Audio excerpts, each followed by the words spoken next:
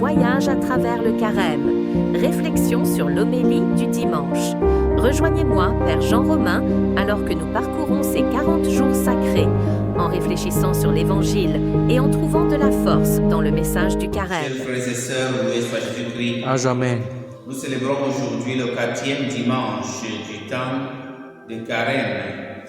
La messe, la première lecture proposée à notre méditation est tirée du livre de Josué au chapitre 6 des versets 10 à 12, le psaume 33, la deuxième lecture tirée de la deuxième lettre de Saint Paul l'apôtre aux Corinthiens au chapitre 5 des versets 17 à 21 et l'évangile de Saint Luc au chapitre 15 des versets 1 à 32.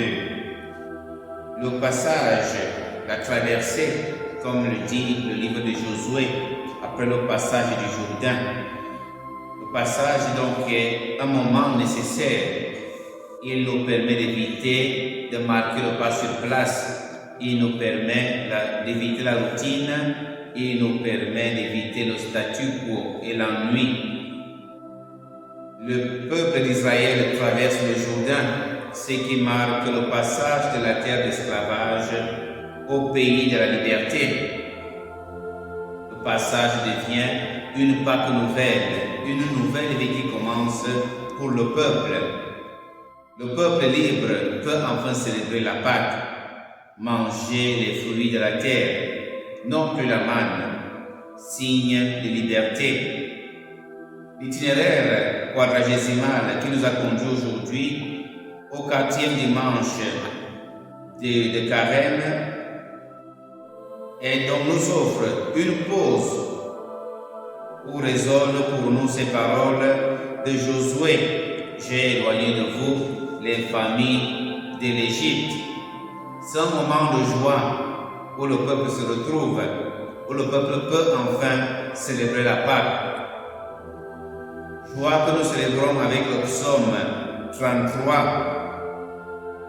Goûtez, goûtez, combien le Seigneur est bon. Goûtez et voyez. Tam ne tiré, nous goûtez et voyez combien le Seigneur est bon. Le Seigneur qui libère son peuple de l'esclavage et lui fait entrer dans la terre promise. Fait entrer dans la terre promise et lui donne la possibilité de travailler la terre et de vivre de manière libre. Un moment de joie. La joie est donc le fil conducteur de lecture de ce dimanche. Une joie qui ne vient pas de nous-mêmes, mais que le Seigneur donne. À partir de ce jour, la manne cesse de tomber du ciel, puisque le peuple peut manger librement les fruits de la terre.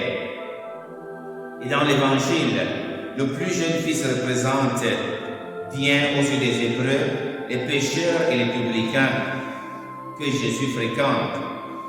Ce fils ingrat se retrouve dans une situation de disgrâce. Pour les Hébreux, garder les pauvres, animaux impurs, est pour eux la disgrâce la plus grande. Le Fils devient donc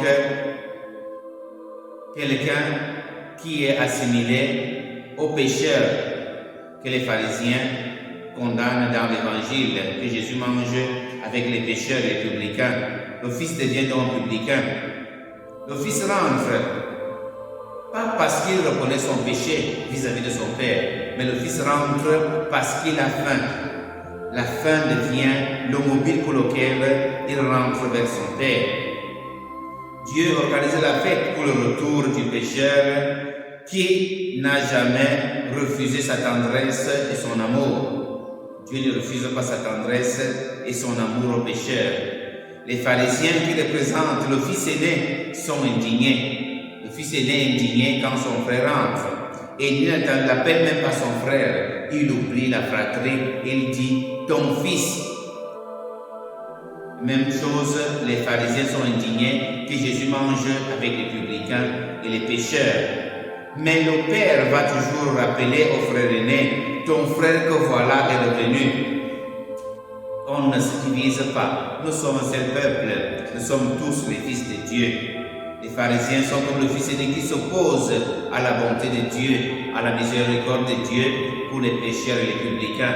Comme le fils aîné n'est pas content parce que le Père accorde son pardon, accorde sa miséricorde à son petit frère. Demandons la grâce aujourd'hui, au Seigneur, d'être ce peuple-là qui vit de la joie du Christ et ce peuple-là qui ne se fâche pas. Ces frères et sœurs qui sont contents quand nos frères et sœurs se convertissent et retournent vers le Seigneur. Loué soit Jésus-Christ. À jamais.